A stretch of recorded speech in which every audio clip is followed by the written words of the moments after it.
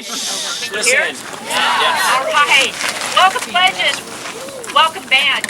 Glad to have you up here. My name's Leslie Anderson, and once upon a time I was in the band. But you can't tell by the old body that's standing in front of you. But I will tell you I was in band from 1975 to 1979, and I graduated with a Bachelor of Science degree in history and a minor in music. And like you guys, band was pretty much my thing. You know, when I come back for alumni stuff, it's only with the band. I don't have a clue what the College of Liberal Arts does, and nor do I care, or the history department, and nor do I care, but I am glad to be a part of you and just share this moment with you. We are family. I don't know what lineage, whether I'm great-great-grandma standing here or great-great-great-great-grandma, I don't know. It's been a while since I've been to school, but I'm going to do the lesson for those of you who've been here and heard the lesson before. I'm going to do it a little bit different way. On my way over, I kind of had this epiphany that said, I want to talk to you guys about connections.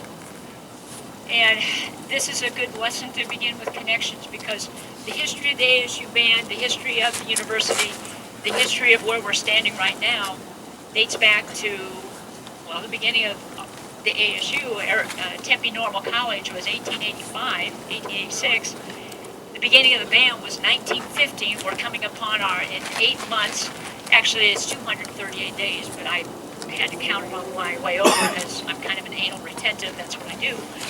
And so we're going to honor the legacy is before you, honor you, and present the possibilities for the future. And that's called connections, okay? And some of the traditions that you have today date back to easily Felix McKernan, and in fact, maybe even to Lillian Williams. So hopefully I can make those connections for you. We'll have some fun, we'll laugh a little bit, and we'll get started. I did this, I wrote the history, it's called Sun Devil Pride, the history of the Sun Devil Band, because I was in the Honors College. And you know, when you get to your senior year, you have to come up with a project, a thesis, whatever. And there was absolutely nothing that really interested me except the ASU band. And I discovered there wasn't a history of the ASU band, so why not write one? I didn't have a clue what I was getting into, but you know, it became fun. And this document right here, I brought a copy, and I'm a little embarrassed because, you know, it's kind of like looking back in time. It's all typewritten. It's bound this way because it came out of my pocket, and the whole thing was, you know, several $100s by the time I had to do the copies to the ASU and to people who wanted them. And there's typos in it. It's just, there's so many things that it's like, oh, this is such a yuck. But for the time, you know, my entire senior year, I started September 1978 and finished it and had to defend it in April 1979. What the hell? It wasn't bad. So there are some pictures in here. If you guys want to pass around, please don't look for typos. And please don't go, God, this is ancient. It is ancient, but the first person we're going to talk about is this lady right here. This lady that's in the picture here, she's dressed in white, and then the A that's formed on the old main steps is our band. That's the Tempe Normal Band that started in September of 1915. A lady by the name of Lillian Williams was a music teacher in the Phoenix High School. Today is called the Phoenix Union High School System and has like 13, 14, 15 high schools in it. The original building downtown, unfortunately, was torn down somewhere while I was here, so 75, 79. Anyway, she was a music teacher, and she thought that here was this college down here that was a Tempe Normal School. Let's explain. The unnormal or irregular school is down south. We're the normal school. And what that meant was a normal school, and Illinois State University started as Illinois Normal University. Normal, I don't know why they came up with this, was a teacher college.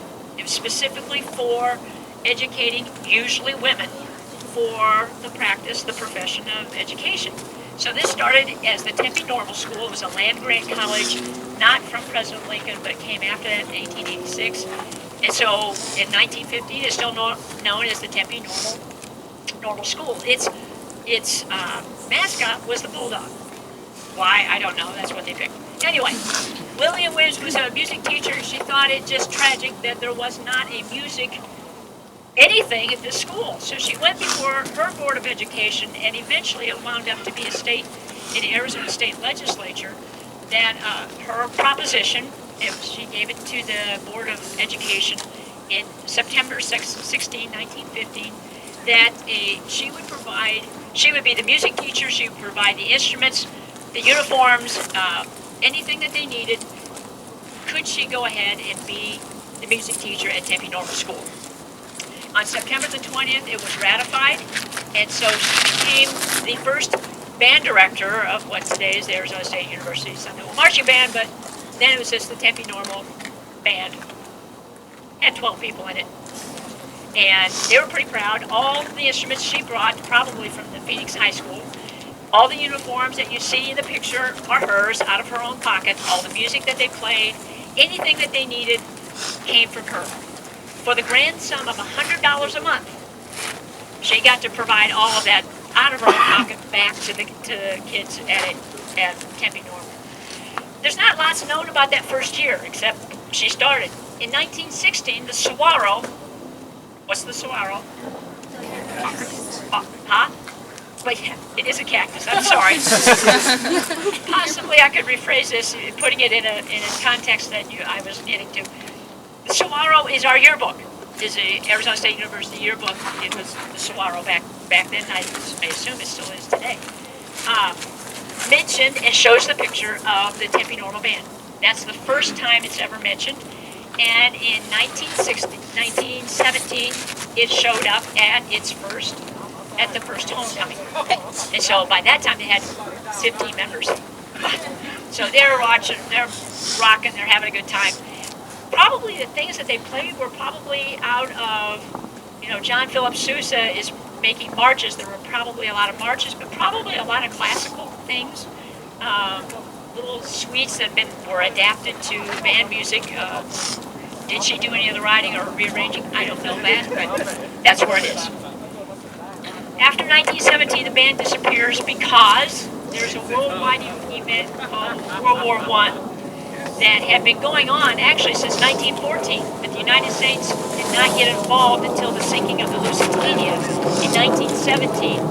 American Expeditionary Forces went over to Europe and they began fighting in World War I. World War I ended in 1918 at a truce, the Treaty of Paris, and the Treaty of Paris is signed at 11 a.m. in the morning on the 11th day of the 11th month, so November 11th, 1918. Kind of a bizarre kinds of things. That's why we today celebrate. And up until even when I was a little kid, it was called Armistice Day. But soon one of the presidents, by congressional order, it changed to Veterans Day, and that's what we celebrate in November. So the band disappears, the men march off to war, and Tempe Normal goes on being Tempe Normal, mostly inhabited by women. That's okay. We make it survive.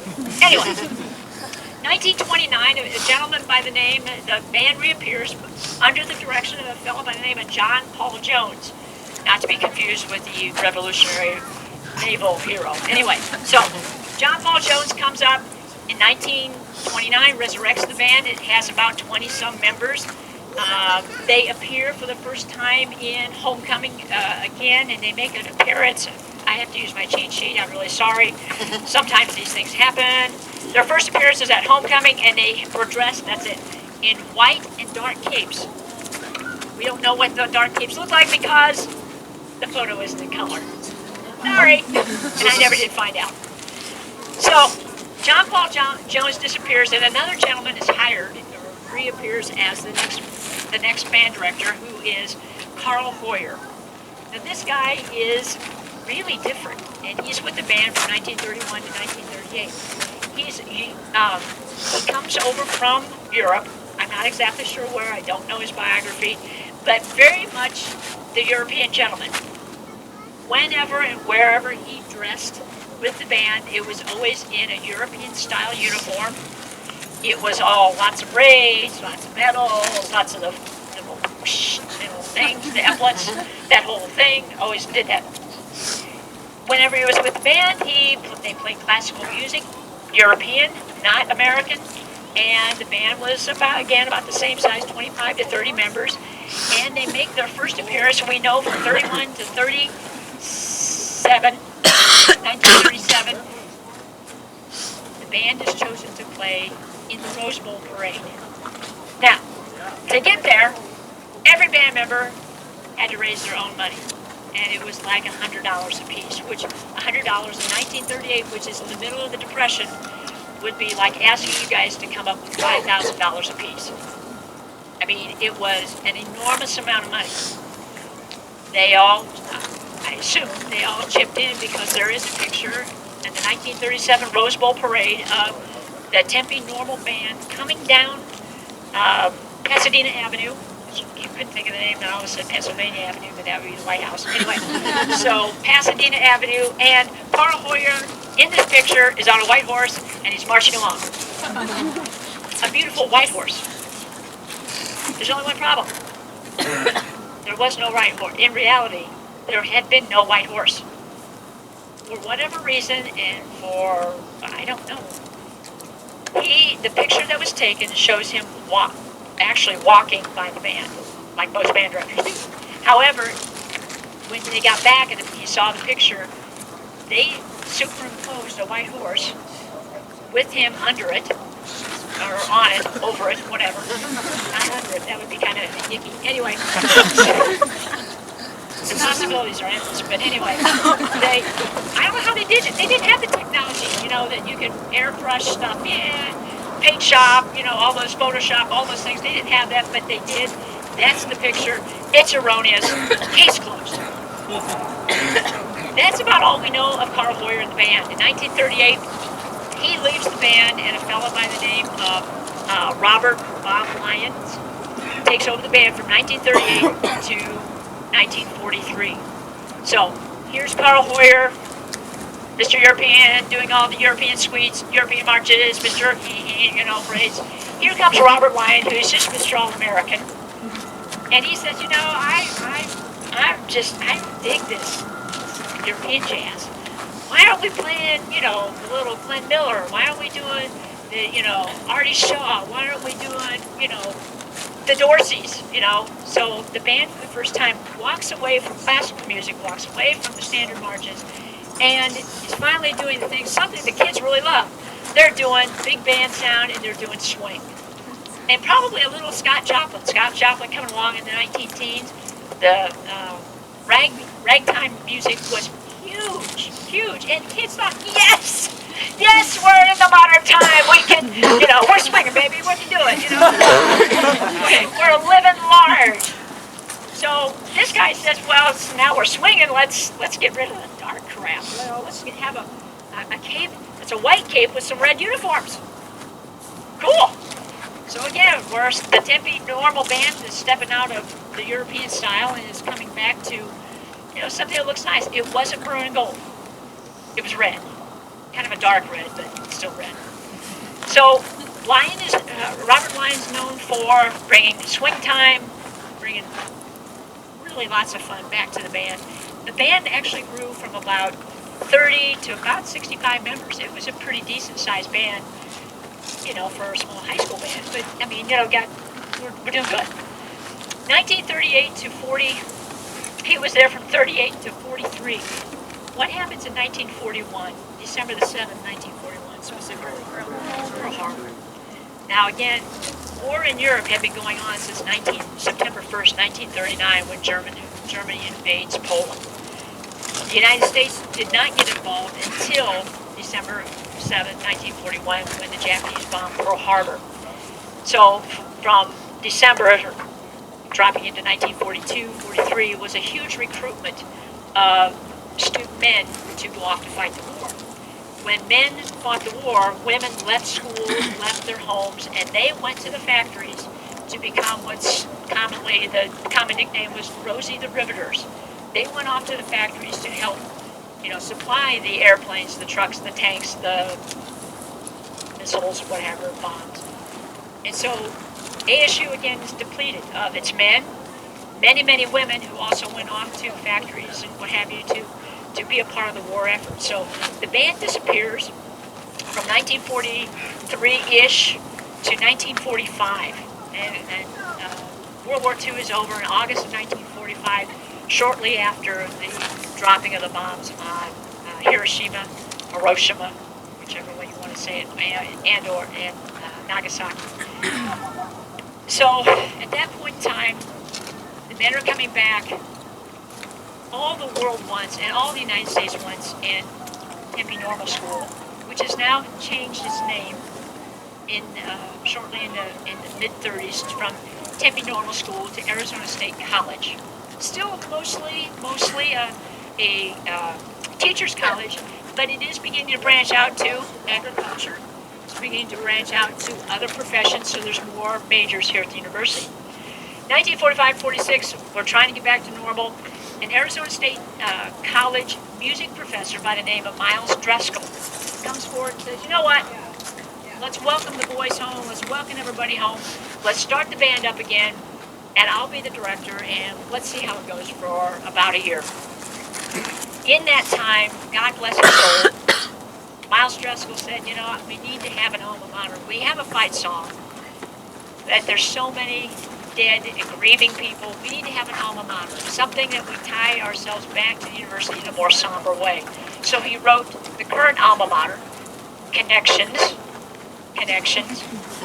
to us, and gave that to the university.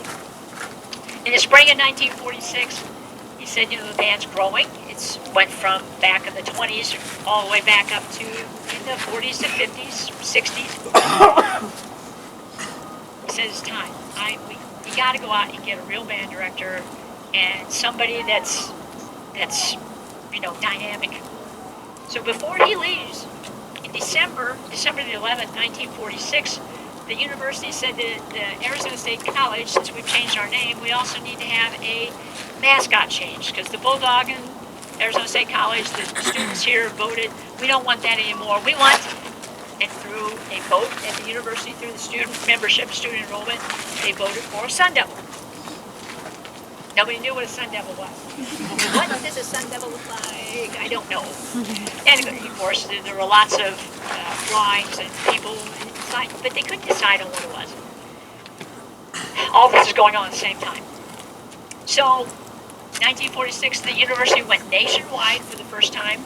They went national and found a guy who had his bachelor's training at the University of Miami, Coral Gables, had his master's degree from the University of Michigan, and had studied with what is today known as the father of the modern marching band. That guy is William Ravelli, but the guy we hired was next in line. His name was Felix McKernan. And so he came in 1946 to kind of breathe life back into this tired little little college band and say, let's get this sucker going, because I'm a man of enthusiasm. Let's get her going. So the first thing he did was to initiate a couple things. First of all, he went out and openly recruited any, particularly military men, who are coming out of knowing how to march, military style, to let's get those guys in the band. Let's get those guys that played in the Army bands and Navy band and there was no Air Force. It was called the Army Air Force or Navy Air Force bands. Let's get these guys in here. Let's go get them playing their axes for us. So auditions occurred. He openly recruited, particularly the men, to get back in the band, and he gave scholarships. Where that scholarship money came from, we're not sure. Knowing how he maybe was, I wouldn't doubt that he picked in some of that cash out of his own pocket. But those three things he brought right away. In the meantime, he said, what else can we do? Well, we're going to need some new uniforms. So he classed up, got rid of the capes, said capes are old school, capes are more like Europe. Again, red and white uniforms. Let's go for it, and let's take care of this. What the heck is a Sun Devil? So, Sun Devil. You know what? I got some connections in California. And I got this guy by the name of Walt Disney. He kind of does some drawings and stuff. He's got a team of people working on some ideas. Let's call them. So he calls his pal. Now, to this day, we're not sure whether it's Walt Disney or a team of artists with Walt Disney. As he was beginning his career, because he hadn't hit it big yet in 1956 with Disneyland. But we know we can definitely attribute that to the Walt Disney and Walt Disney connections. Look at Sparky's face. Now, Sparky's face has changed, particularly in the last 2 or 3 years, but compare Sparky's face with any Disney face, and you'll see it's a happy face. It's not. The Sun Devil could be pretty darn scary. It could be pretty wicked. And there was a huge Christian element across the valley that said, I don't like this idea of devils. That's just un-American, that's wrong. So, Disney's going, well, I can't make it scary. So what does a happy Sun Devil look like? First, Sparky is very, very much like the Disney characters and cartoons that we see. Remember that Mickey Mouse first appears in film in 1939. 1939. So we're very, very close to the beginnings of that. So anyway, Arizona State College Bulldogs became Arizona State College Sun Devils. And that debut happened in the 46 to 47 time frame. Other things that he did, he loved to go out and recruit. He was very much an ambassador, which is you guys do, ambassador for this college, or soon to be a university. He went out and made connections with people that had cash. He went out and knew the businessmen downtown. They saw him as a very gregarious, very amiable man, very enthusiastic. And the first thing he wanted to do was make sure that the product that he puts on a football field is first class. So, we're going to start with band camps. We're going to have rehearsals, and the rehearsals will be Tuesday, Thursday, Friday. And band camp will be about marching as quick as you can, 180 steps per minute. Now, I can tell you I'm a runner. And they say that the most efficient way to run is to run at 180 steps per minute. Running. Did I say running? Marching. That's crazy. You're going right along. That's about what 180. So every time, just count your right foot in 30 seconds, times 2. That'll give you what you got in a minute. So you got to hit 90 in a minute because you got 2 feet in. So that's crazy. But that's what the guy wanted. And he was amazing. The next thing he wanted to do, and the band members were enthusiastic. They embraced it. He did like theme shows. Okay, and he very much liked to have theme shows when. Did I say that there was another irregular school down south of here, about 128, 30 miles? He liked taking out all the stops when we played U of A. And we played U of A like forever. This is one of the oldest rivalries in college football. And so his theme shows would come forward. He lit up the bandsmen. They carried a battery pack.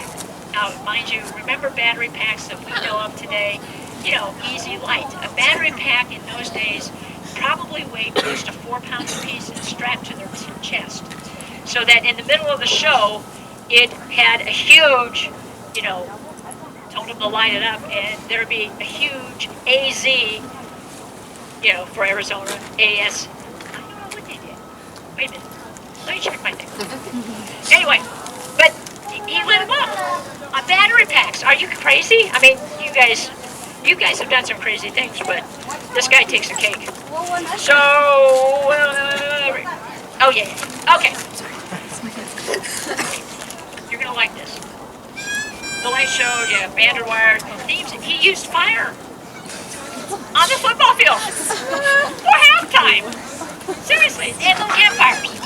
And it was in response to, it was like a Western, using Western music, a Western show. So the band members would be around a fire in the four corners of the football field. Now, how he got away with that, the athletic department was not nearly as powerful as the band department was apparently at that time. So that's pretty cool. The band grew. I mean, the guy was like a Pied Piper. And he recruited at Tempe High School down here. He recruited at McClintock High School. McClintock was a military war hero out of World War I, and that school had just been established and named for him. So he had the local high schools coming to him. Things are happening. Other things are happening, and it involves us. In 1948, Felix came forward and said, when I was at the University of Michigan, there were the national band fraternity and the national band sororities that were a huge part of the success of the University of Michigan bands. He said, I'd like to have that here. And so it took a year, and it took some wheeling and dealing, I think probably through his mentor, William Ravelli at the University of Michigan. But in December of 1949, guess who was born? Hello? Are you with us? Yeah, it'd be us. And so that's when the chapter started.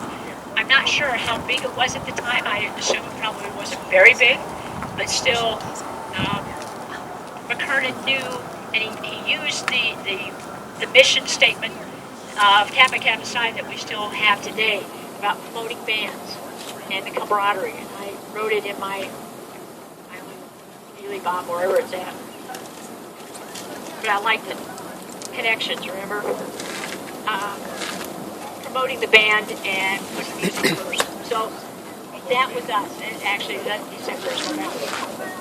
So Felix McKernan's popularity rose huge. The band is asked to go all over. They marched in parades. They marched wherever they were asked to. The guy was a genius, a marketing genius. And in 1952, for whatever reason, he came forward and said, I'm done. Inexplainable. It was very vague. His statement, a letter of resignation, said, I don't know why I'm doing this. I really don't want to walk away, but I feel that I have to. And he did. He walked away. He retired and went to a small ranch in California. He raised chicken for the longest time. I don't know how a band director and chicken farmer, chicken raiser, rancher, I don't see how that all works out. But he did come out of retirement for a period of time and taught music, like private music lessons at a small college in California. But that's how he ended his career. And so ASU, the city of Phoenix was lost. Even Arizona, the Wildcat, I can't say it out of my mouth without spitting curveballs. Even the Arizona Wildcat, the student newspaper said that it was such a loss to the university. The man was a recruiting genius, and so it must have been something for the Wildcats to have to say that. We went nationwide. We went for the next guy in line, and the next guy in line, Felix McKernan stood about 6'1", kind of a gangly, lean man, kind of an imposing figure. When he walked in a room, he kind of lit it up. The next guy that they hired was from the University of Illinois, and he was about my size. Not very big, about 5'4", very mild, very quiet. His major instrument was a trumpet, and his name was Harold Hines. And he was the least imposing figure you could ever see on the face of the planet. And when I came to ASU, he was a trumpet teacher here in the school, and was just kind of a sly sense of humor. Very, he would do things like on the side. It was very dry. But the guy was amazing. He took over in 1946? No, 52? It went from 52 to 1966, so his span was 14 years.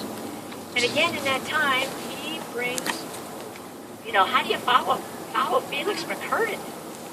What do you do? By the way, Felix McKernan wrote something, Connection, little ditty, Go figure. Okay. So, and he named it Maroon and Gold. So somewhere in there we must have got Maroon and Gold instead of these stupid red and white uniforms. So, how do you follow Felix McCartan? Well, he says, well, we're going to amp it up. Band rehearsals will be every day. Every day. And we'll have band camp. It'll be 6 hours a day. And guess what? I'll recruit like you've never seen before. And I'm going to take that Wildcat band and put it into the ground. This guy, if there was an antagonist, this guy wins the prize at 5'4". I mean, he took incredible delight to stage work an entire year on the U of A show. This is the guy who in 1956, 57, about the time of my birth. I can't believe I'm telling you that. Anyway, so the U of A show was the Civil War. Who does a Civil War against your ancient enemy? But he did. So he stages the Civil War, even to the point, of course, you know, who was supposed to be on the losing side would be the Wildcats. But staged the Civil War. For pregame, he has ASC changing to USA.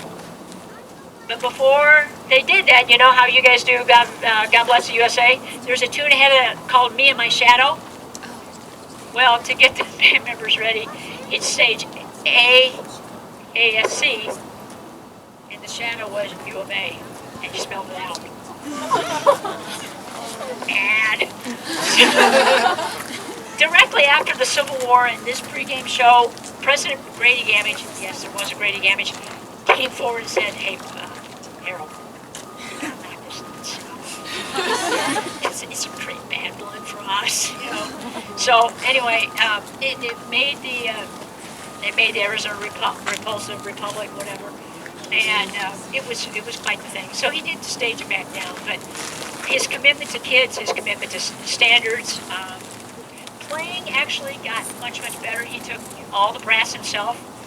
That became his gig. He hired other people to come do the other percussion and woodwinds, much like you guys do today, connections. He believed that everyone in Tempe should know when ASU scores a touchdown and when they win the game. So he took money out of his own pocket, bought fireworks, staged them on the hill, and said, every time we score, boo-hoo! Every time we win, you let them off. You know, whatever's left for the day. That was his commitment back to us. The ASU, or ASC, but we're not ASU yet, ASC to USA, and then playing of the national anthem, that was his, which is yours, connections. He hired an arranger by the name of Albert O. Davis. Connections. I wonder who that could be. He was a music teacher out of Phoenix College and arranged all the band stuff. So, and that's what we were one of the few bands at that time that had its own arranger. And so that became Albert O. Davis. Of course, he decided he'd have to give his own little march called Davis Fight Song. Anyway, so that came about. In Harold's time, from 52 to 66, the band grew to over 125 members, which is a good-sized band, almost up to 160, somewhere there. By 1966, Harold, by this time, had had a good run, and he had become the longest-tenured marching band director at that point.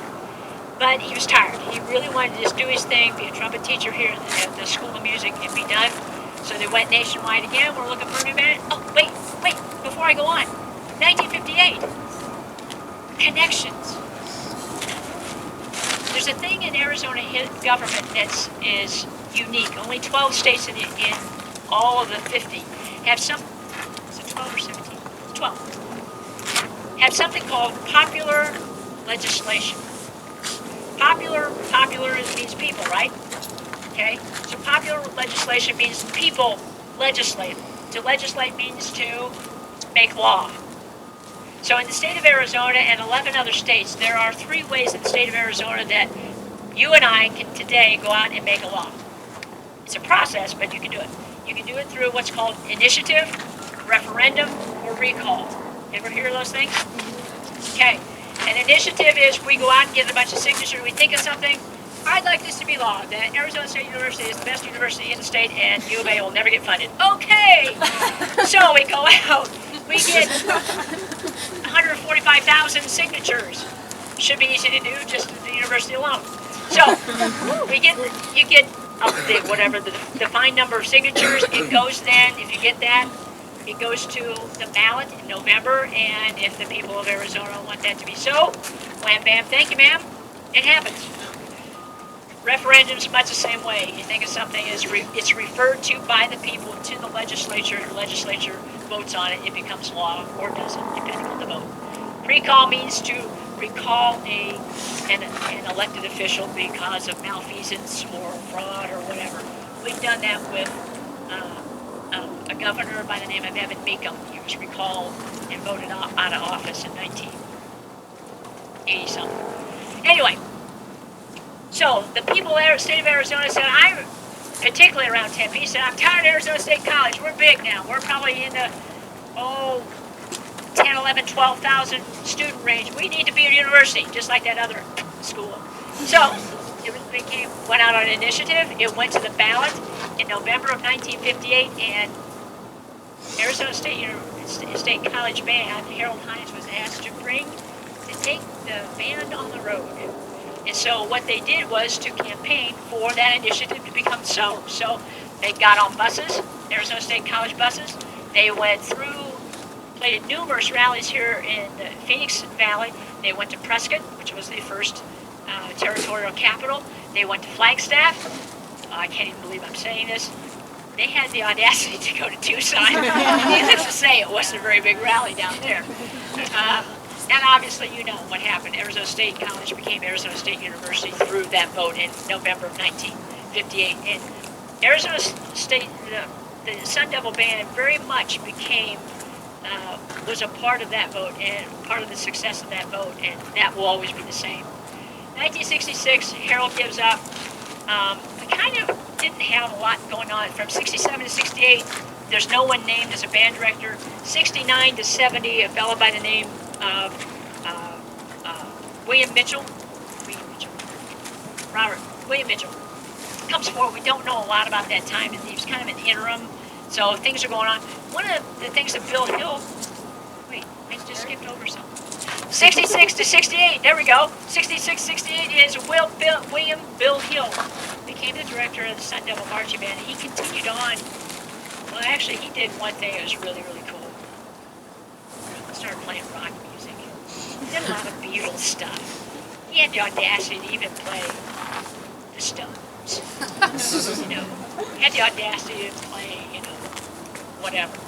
But, rock and roll was here to stay, and the kids at the university really gravitated, and the band gravitated to Bill Hill. Very gregarious guy, came out of California. Very, very much a part of Kappa Psi's history.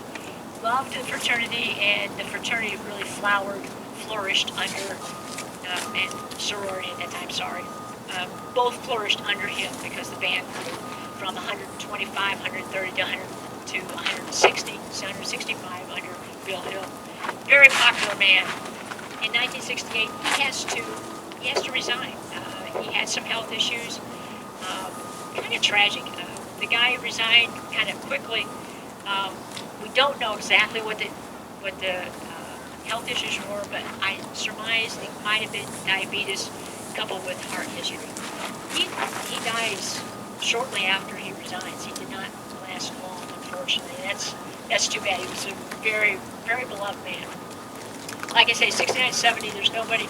70 to 74 is a fellow by the name of Kenneth Snapp. If I have that S-N-A-P-P, it's kind of sad. If there was anybody the exact, it's kind of like Harold Hines with McKernan. Tall, stately, short, shy. Kenneth Snapp was stern. I guess is the best word I can say for it. Really, why he was a band director, I'm not real sure. He loved conducting. He loved concert band, but got the marching band, and that wasn't his gig. And the band dwindled. Literally, in a year went from 160 down to 125. By 1974, it was barely 100. The kids in the band asked for his resignation. I mean, literally, they went to the university president and asked for his resignation. The band performed not very well, and so now there was calls on campus to the student unions and what have you for his resignation. The band's very ugly time. He resigns, and my assumption is he was going to be asked to be fired, so he resigned. I had the opportunity to write him a letter. He was at Western States University at the time of my thesis. And I wrote him a letter and just said, please tell me about your tenure here. Tell me about what happened. I'm writing this thesis, blah, blah, blah, blah, blah. It was a one page. It was very nice, very good for you. I'm glad you do it. Very, blah, blah, blah. But he said, my time at Arizona State really is so hurtful to me that I really don't want to respond to your request, and I just assume forget about it. Now you can imagine, I'm a senior, I'm over 21, it's like, whoa. This guy was in the dumper. I mean, you could read through the school newspaper, the student newspaper, I mean, you can tell. I mean, people literally hated him. So I can't imagine the hurt in his heart. To this day, I really feel bad. I hope I didn't open a wound, but I don't know if he's still living. He might be, but I somehow doubt it. But anyway, search nationwide. The next two people up, and I have to put them together. The director of bands was a fellow by the name that they found at Carnegie Mellon University, and his graduate assistant, who was the University of Tennessee at Martin director of bands, came together. One was a fellow by the name of Dr. Richard Strange, who was director of bands, and Dr. Robert Fleming, who became the marching band director in 1974. And you know Coach, right? Anybody here not know Coach? Okay, you've seen him. The guy you see, and I'm going to be just deadly honest with you guys. The guy you see, I'm sure you guys, in all reality, don't ever show him this. He looks like an old guy, and you go, yeah, and he gives you the pep talk, and you go, yeah, and he looks kind of quaint. Is that a nice word? Quaint's good, right? Quaint. Okay. The man I knew when I sat in your spot was all of 32 years old, barely. So he's not much older than we are, and the guy is just full of energy, full of fun, full of ideas. It was he was strict and a hard ass. I don't know how else to say it. Had some very, structured ideas of what he wanted out of the band. He loved light pud, jazz rock, liked rock, liked different styles of music, liked to get out and impress people. And so he was a little bit arrogant. He was a lot arrogant, to be real honest with you. Things that Coach did that were pretty amazing. I mean, we did this thing called ankle knee. You guys kind of do ankle knee, but not the way we had to do it. And ankle knee for him, and he'd stand there and show it. It was up the side of the leg till the arch of your foot hits the ball of your knee, and that's where it's got to be each and every time with your toe pointed down.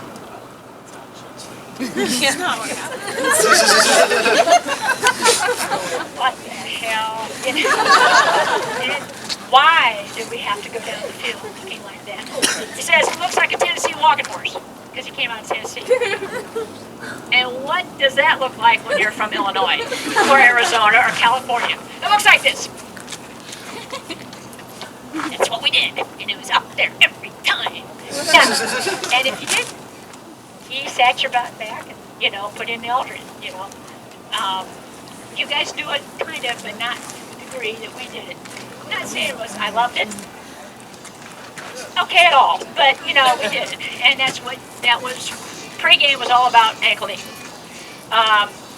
Then, halftime was about rolling the side of your foot so that it's heel to toe, rolling the side of your foot so it looked like you were just skating on water. So you're doing one of these numbers, because that's what the road course of America are doing today, and that's what we're going to do.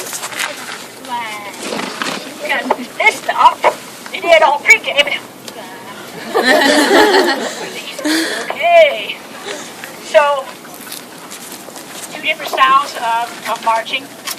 Love to do theme shows, so we did the jazz rock show, we did the western show. Get this, maroon and gold around the world. So imagine playing maroon and gold like in an Asian theme. So picture, and maroon and gold Israeli style. I mean, it was, and he hired his own arranger, and it fell by the name of Eddie Madden from Boston, Massachusetts, who was a real jazzer. And so his arrangements were unique and had a unique style, listening style to it. And they were hard as hell, I'll be honest with you. And we didn't have, printed music. It was his manuscript. And it took probably most of my freshman year to finally go, what is that? Is that a hat, 8th note, 16th, whatever. So those things all happened. And the band, again, kind of, when I came in 1975, the band was about 150, something like that. And there was still some holdovers from the snap era, so there was a little bit of conflict, but we got through it. 1975, I get to do my first Fiesta Bowl. It was a blast. We beat Penn State. We beat Nebraska, 1977, Fiesta Bowl, Penn State, beautiful thing. It just was a blast. We also had new uniforms that were designed by the art department here on campus, and they were the flaming gold. Inside a jacket that had flames. It was in satin that went up, and snaps were right here. So the flames with a trident, the pitchfork, right there. It's really cool. The back of it, of course, had ASU, and it had a tail on it, and then maroon pants. The jacket was gold. Heavier than HELL, and then some. Anyway, but they were beautiful, I have to admit, and I do have my uniform at home. They let us have, when they were finally, there were several uniforms beyond that, and I said I wanted mine, so mine's hanging up at home. Hopefully not to get mothing.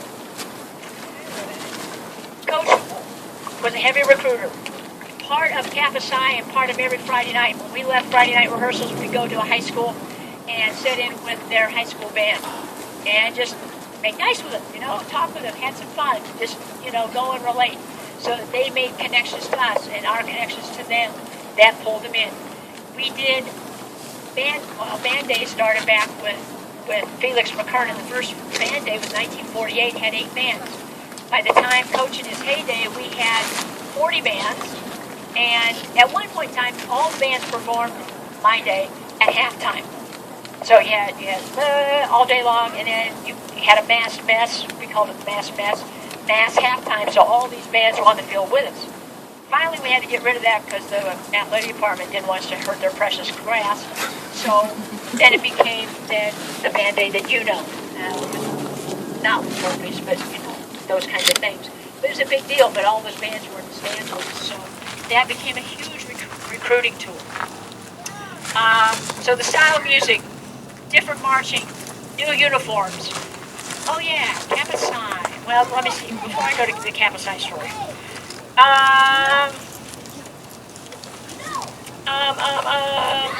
Where am I? We had, I don't know, what does I do? We do a halftime, in my day, we did a halftime committee. So everybody got a choice, got to be on a halftime committee, and, he'd give you some ideas about halftime. We'd say, okay, we want a jazz rock show, we wanted, whatever show, and we'd then pick the music and then get it out. Does HUD ever do that with you guys? No. He asked for suggestions. Never mind. We'll just move on. Never mind. One of the things, and I wish that, my fondest wish, and I know this is going to sound like a really old lady telling you stuff, but the coolest thing is that we were taped every, and I do mean tape, videotaped every halftime, every pregame and every halftime. And the tradition was that at the end of the ball game, we played, at the end of the game like you guys do. And when we were released, you hightailed it across campus back to Gamage, which is where the band room was, and our uniform storage. We ran there. You got changed out of your uniform, put on your clothes. You were soaking wet, didn't matter. And you gathered around, and there would be one TV for my time, 150 to 200 people in that room to watch the videotape of your performance. And that was the coolest thing because we called it kind of the huddle because we got a chance to see it immediately. And, you got to see some of the goofy things that happened, but certainly some of the cool things and how proud you were at that moment. I mean, you just performed it for 70,000, my day, 70,000 people. What did they cheer about? What did they see that I was a part of, that you're a part of? And that was really fun. That was something I wish you guys could do. Kappa Psi, when 1974, 75, by the time I came in, Kappa Psi probably had 12 to 15 men in it, and Tau Beta Sigma had, I don't know, about the same number, 10, 12. Obviously, and the band is 150, 160. It's growing in Fleming's time to 200. When he left, it was the highest band was at 300. So you see, he doubled in the 20 whatever years he was here, 28 years. Kappa Psi, when he came in, was a mess. It had languished under Dr. Snap's years, and so when I came in, there was a lot of fighting between the chapters, between the two chapters, and amongst the leadership itself. By so my freshman year, 75 to 76, now is just, what are we going to do? This thing is headed for extinction. Fleming was really unhappy about the way we were acting. Not we, I wasn't a part of it yet, but how they were acting was not representative of the band. And what we're the models. We're the keepers of the torch. So we're approaching 1976 is the National Convention at UCLA. In the meantime, all the United States is struggling with this new law that had been instituted in 1972 called Title IX, letting women getting into sports, have women's sports teams to perform in clubs and colleges, equal access under the law. And so clubs and fraternities and sororities were struggling with that, going, well, that doesn't pertain to us because we're a club and sorority. Well, no, the law doesn't say except for. It says equal access, period. And so part of the theme of the 1976 National Convention was, what are we going to do under this thing? Do we dissolve the National Kappa Psi? Do we dissolve National Tau Beta Sigma? What are we going to do? At the conclusion, and we as our chapter went to that convention, 1977, and we didn't know what to do. We didn't have very many members. Fleming's not happy with us. What are we going to do? Out of the National Convention, it said that they would allow men to join Tau Beta Sigma, or Tau Beta Sigma to join Kappa Psi if you wanted to. It was not encouraged. It was not, loved, but they have to be under the law, so they had to put something out written. We came back and we talked to Fleming, and what are we going to do? Let's combine the chapters for a year, okay? We'll do everything together, except ritual. And so, that doubled our numbers, and we got a lot of things done. We found that we worked really well together. We were better able to serve the band. The next year, let's do it. Let's do the deed. And the women of Tau Beta Sigma, the Sigma chapter, decided to, I think that was a Sigma, I think so, to join Kappa Psi. And all chapters around us said, you just screwed yourself, you're over, because the guys aren't going to let you do anything, and you just wiped yourself off the map. It never came to pass, because we'd already done a year together. Who cares? So we're together. Now, what was More striking than that was the fact that we elected officers, and some of them were women. I was president. I didn't know what the hell I was doing. I was firmly a band geek idiot, and I think my comrades, my friends knew that, God Country and Sun Devil Marching Band was all I cared about, and I guess that's why they voted for me. I don't know. Then I had a male vice president. We had a female secretary, a male treasurer. The list goes on. It worked. It worked, and it's still here today. I'm proud of what we did. I was scared out of my mind. I was interviewed by one of the national, he was capsized, the national magazine, and whose name escapes me at the minute. But anyway, they kept giving me questions like, okay, really tell me the negative, and it's like there really wasn't any. So anyway, that's kind of the story for Kappa Psi. Coach, it's last year's 2001 to 2002. After 28 years, he'd really been in music 40 years. It was time for him, quite honestly, to give it up. And so the next man up was a fellow out of the University of Iowa by the name of Martin Province, who came into the band. And in his defense, I know Marty not well. He was always very kind to me, and we talked at some length. I can tell you that the alumni treated him horribly, and he didn't deserve that. I can tell you that the chapter tried to be the connections, talking about connections, trying to say it's going to be okay, we're the keepers of the flame, we're the keepers of history, it's going to be fine. Well, they tried, but it just didn't work, and I'm not sure why. He tried to play the same music that folks here have been used to, but there was a standard that was lost, and I don't know why or what. I don't think there's any fault sometimes. It's like a no-fault divorce. It just happens. Stuff happens. His tenure here was, and I'm not sure, I want to say it's 5 years. And so, 2000, what year is this for HUD? And I can tell you. He started in 2007. This is his 7th? Okay, so... Well, he's been here since 2007. Thank you. Yeah. All right. So Marty was 5, HUD's on his 7th. So, he was still here in the Valley. He still worked is he still working? Marty is still at the university? I think he's left. He's now going on to doing something else out of state. But anyway, we find the next guy up is James G. Hudson. And I don't know a lot about his background. I have to tell you, my thesis is over. But I got to tell you, the standard that James Hudson has set for you takes me back 40 years to when I was in band. Okay, not quite 40 years, but 40 years, the high standards that Coach set for us. I think that's why they're friends. I think, they're committed to a certain standard. They're committed to kids. I think he truly loves his job. He's a maniac idiot about, detail. He has such high standards.